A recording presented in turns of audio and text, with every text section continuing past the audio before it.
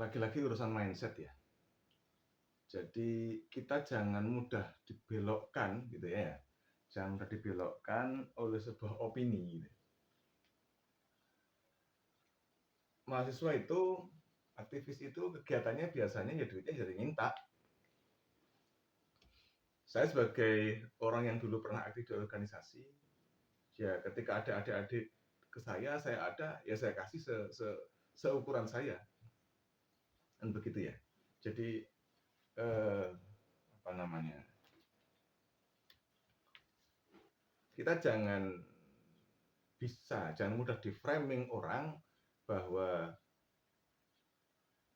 kritisnya mahasiswa itu karena didanai. Nah, coba dicermati. Saya benci dengan siapa, kemudian saya punya duit berapa, saya panggil anak-anak aktivis, mahasiswa dan sebagainya, saya suruh bikin konsep protes, kemudian saya danai. Ini saya suruh. Oke. Ada cara lain, ada hal lain, bukan cara, ada hal lain yang tidak kita suruh. Ada sebuah kelompok mahasiswa atau kelompok aktivis atau gerakan ormas atau kelompok tertentu yang melihat ada sebuah atau kebijakan atau sebuah fenomena yang bagi mereka itu perlu dikritisi. Oke. Dari mereka idenya ya. Kemudian mereka kalau sendirian tidak mampu, mereka mencari, mengkolek fund, mengkolek donasi, mengkolek dana untuk kegiatan mereka. Mereka tidak jualan idealisme. Mereka tidak menggadaikan idealisme. Ya. Mereka punya konsep gerakan dan sebagainya, itu mereka sampaikan kepada donatur-donatur yang jika berkenan akan memberikan sebagian hartanya untuk kontribusi terhadap gerakan ini. Entah itu gerakan masyarakat, gerakan ormas, gerakan atau gerakan apapun.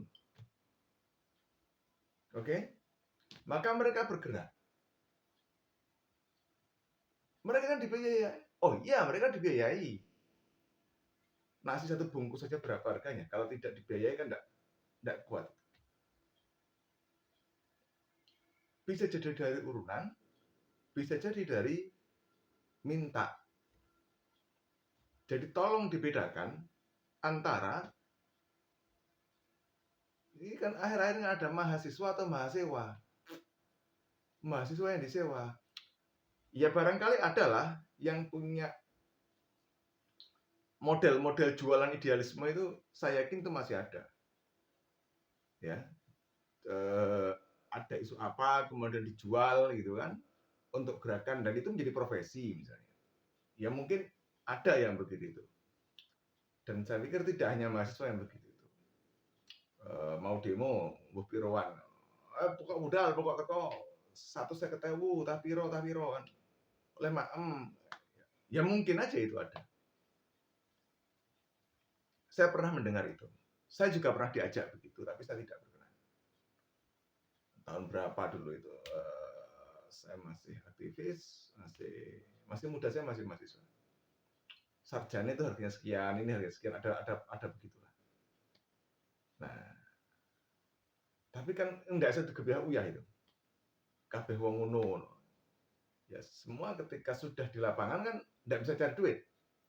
Maka untuk makan, untuk macam-macam operasional pusat dan sebagainya kan pasti dari donatur tuh. Tapi jadi pelintir. Dari mana dananya? Iya, ada yang memberikan donasi. Ono sing urunan. Persoalannya adalah demo ini disuruh atau idenya dari mana? Itu yang mesti dilihat. Ya, orang yang merasa kepentingannya terganggu itu pasti melakukan fitnah, pasti melakukan agitasi, pasti melakukan pembelokan opini. Itu pasti. Kapanpun dimanapun. Lawang saya ini sering kok. Saya protes apa begitu ya. Begitu yang saya temui ini merasa terganggu oleh gerakan saya, akan diprotes saya tas begitu. Dan kalau tidak siap dengan itu, ya modar memang. Dan saya sering mengalami itu. Protes apa itu, kena niat gitu, serat di tengah jalan oleh orang yang ngerti kelemahan saya, ditembak saya das. Gitu. Ya jatuh, bukan jatuh mental, logikanya jatuh di situ. Kalau jatuh mental tidak pernah saya. Karena jatuh logika itulah sehingga mental saya jatuh. Karena goblok gitu loh. Jadi karena terlalu semangat, gitu kan ya, sehingga ketika bertemu dengan orang cerdas, gitu kan, tuntutan saya itu ya ditumpulkan begitu saja, tumpul pada akhirnya. Dan ketika tumpul itu ya saya shock, gitu kan. Karena apa? Logika saya macet di situ, referensi saya kurang. Ya kalau gitu sering sih, saya sering begitu. Jadi melihat ini, setelah mundur dari pertarungan, sinau lagi baru ketemu lagi. Biasanya gimana? Kalau saya maju lagi, kalah lagi, nggak apa-apa, kalah lagi. Mundur, sinau lagi, maju lagi. Ya karena saya hanya berbekal kemauan ya. Andai saya ada bekal intelektual yang jauh seperti ekspektasi saya, ya barangkali ya itu manusia kan memang ada keterbatasannya. Ya mungkin saya Allah diberi kelebihan di dunia teknologi informasi saja gitu.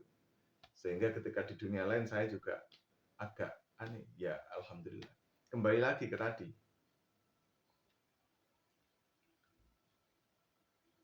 Tidak semua gerakan mahasiswa, gerakan masyarakat, demo itu dibayar. Saya yakin tidak semua.